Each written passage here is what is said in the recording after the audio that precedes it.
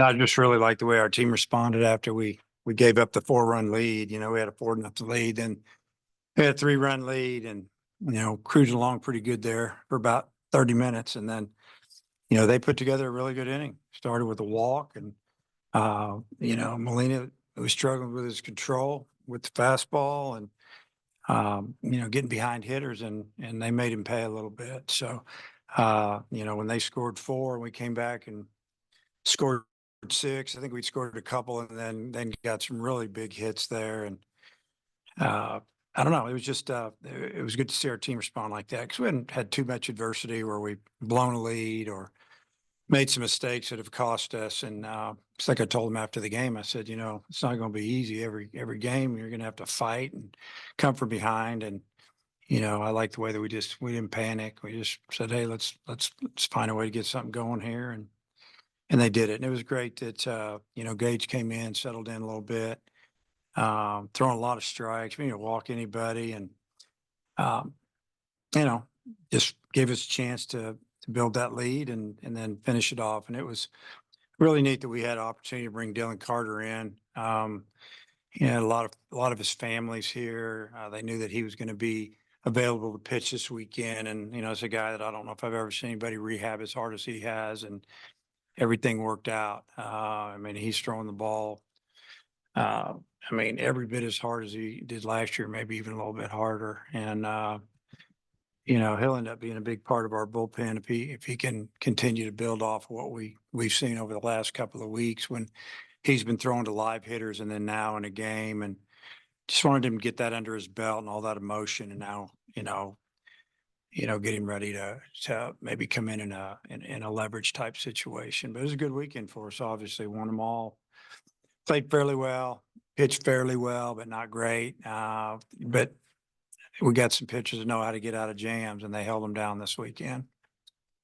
You had 13 2-out runs today. You had 23 for the weekend. What was the key?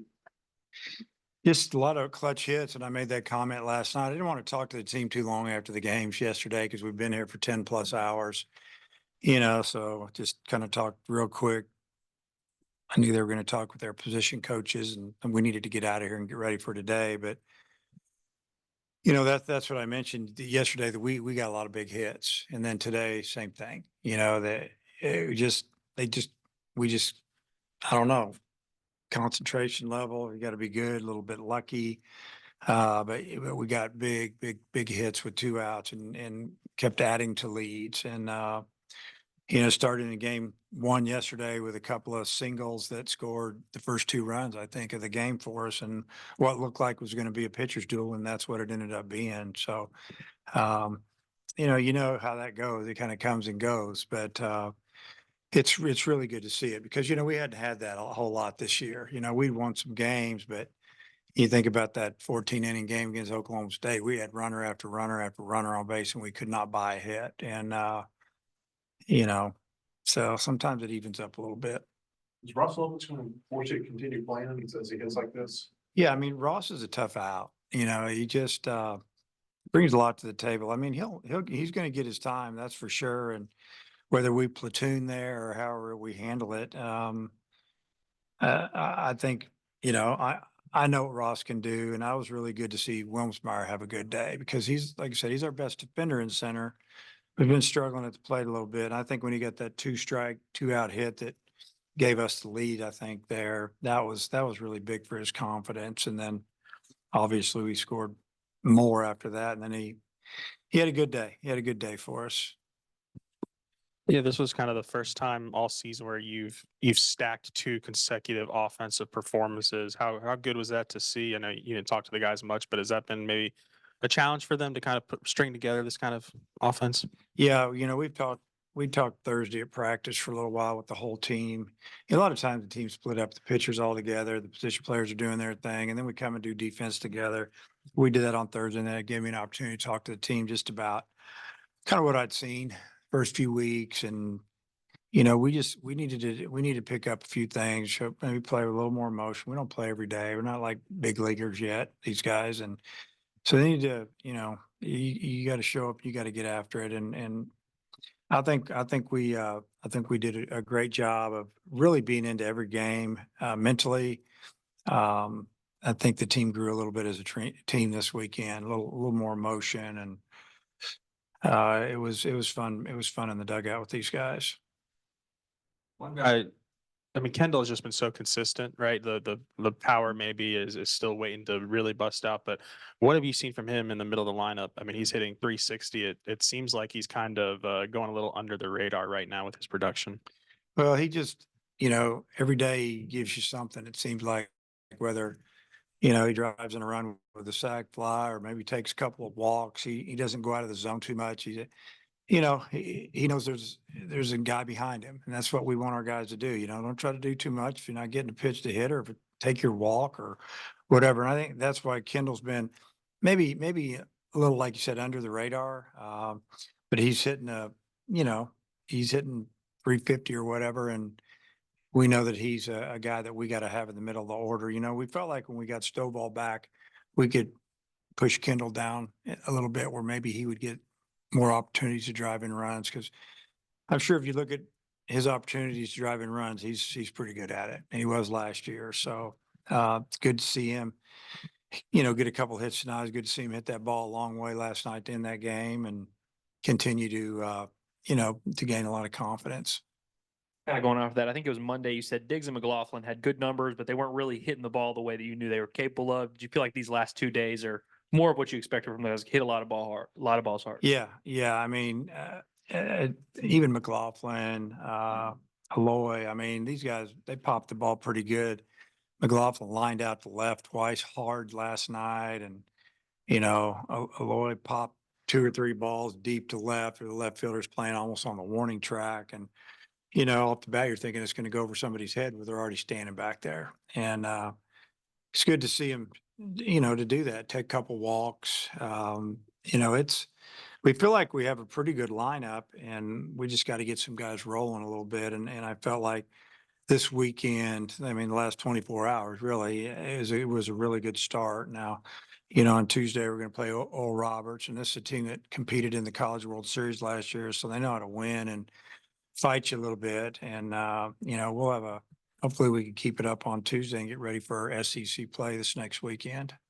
With Stovall coming back up, I would assume he'd move back to second base soon, and Holt hasn't been playing a ton. Is a little bit of that with just what you have with Peyton Holt, and so you wanted to Yeah, get some of these other guys a little to look bit. to see what, Yeah. And, Peyton, I mean, got 2 or 3 hits yesterday and then didn't play today, and, worked hard pregame and knew he wasn't playing. So I appreciate that. And, Peyton will move back over to second shortly, and, he's trying to get Sousa some more bats. And, I mean, he's a guy that I think he's a real threat at the plate, especially against right-handed pitching. And, he showed me something today. He struck out twice in 1 inning, and he left runners out there. And his next 2 at bats, he wasn't up there chasing hits and going out of the zone. And I'm pretty sure he walked the next 2 at bats. And I really like that. It just shows that a little maturity there at the plate. So it's something that he can build off of. But he's swung the bat well. I want to continue to get him in the lineup, and we're going to just try to get the guys in the lineup that could swing the bat, athletic, and he's one of those guys. I mean, he can steal a base or score from first on a double, and and slow you down out there. And I mean, we'll find him a spot if he hits. Speaking of that, you had, I believe, 4 lefties in the top 5 of the lineup, and they had a lefty on the mound. Did you like that matchup, or was it just matchup depend? Just Yeah, so we look at matchup stuff all the time. He's only faced 8 left-handed hitters all spring. I think it was mostly against Texas A&M, and they were 4 for 8 on him, and the right-handed hitters were only hitting about 150 against him. So I just thought, I'm going to play these guys. Let's try to get him out of the game, and let's see if those splits are, correct. But I thought our lefties did a pretty good job against him. It took a little bit, but then they got on him. They got the pitch count up and got him out of the game. So I wanted to hit the lefties against lefties because, left-handed hitters kind of got to, especially the young ones, they got to kind of show you that they can hit lefties. So you guys had 26 men reach base. 10 of them which were walks, and I remember you were talking about how maturity at the plate. Just tell me about how the discipline at the plate has increased for the guys, because I remember you said a couple weeks ago that you guys are walking more than striking out. Yeah, we've done a really good job of staying in the zone. This team early in the season may be better than most that we've had here. Guys are more patient, not chasing what, so we call it chasing hits when you're struggling, because we've had some good players that aren't hitting right now. And they're not going out of the zone right now. They just got to let it happen a little bit. So you think about today's game, yeah, we got our hits, but they set up the big innings for us with walks.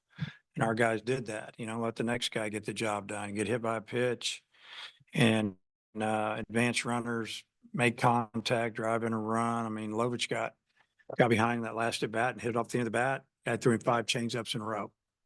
He got an RBI. I mean, I know the game was pretty much in hand, but still, that's what you do. You got to force them to get you out by throwing it over the plate. I think we've done a great job with it.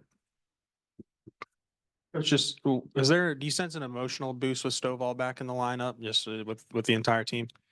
Well, yeah, I would say yes. You got an older guy that was hurt last year after having a good freshman year, played on a team, went to the World Series, played a position that he didn't ever play before. He was our first baseman as a freshman on a team that was really good, and came back, had a great fall his sophomore year, and you're thinking, wow, this guy can really play second. And then, shoulder's bugging him a little bit, tries to play, and, then he's done. He has surgery, rehab super hard, got a lot stronger. You can see the ball jumping off his bat better than ever, and swings really pretty, got a pretty swing. And, the defensive thing for me is that, brings a lot more experience in the middle, turning double plays, everything, knowing where to be.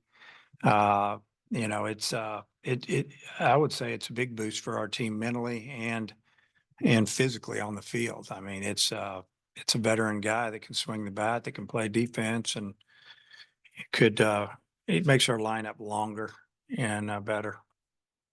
So before Peyton Stovall played this week and before Dylan Carter came back, you spoke confidently about what you had seen from them in the live settings. So you describe for us maybe what that looks like and what they had done before Yeah. we saw them in a game. Well, Dylan, the last few weeks has thrown to live hitters on like Thursdays, inside, maybe one outside, maybe 3 times. So we're kind of like, wow, that's good enough to go. Is he good? And once he got released to go, he said, I'm ready to go. Well, let's, what I see him throw is kind of what you saw today, 92, 94 with the fastball, 83, 84 slider.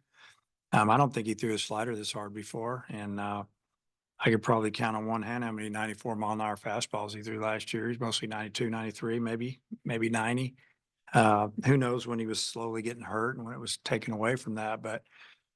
And then incredible rehab all summer here in fall, and wanted to get back this year, and he did it. And then Stovall, I mean, pretty much had live at bats on Thursday, and I think he got 4 or 5 at bats. And I know 3 times, we have our track band set up in there, and he crushed it. He probably had 2 doubles and a homer, and the homer was Oppo. I think it went like 380.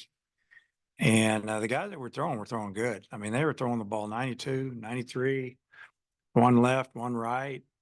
And then one that wasn't throwing quite so hard, just kind of breaking ball changeup guy. And, we're like, well, he's ready to play.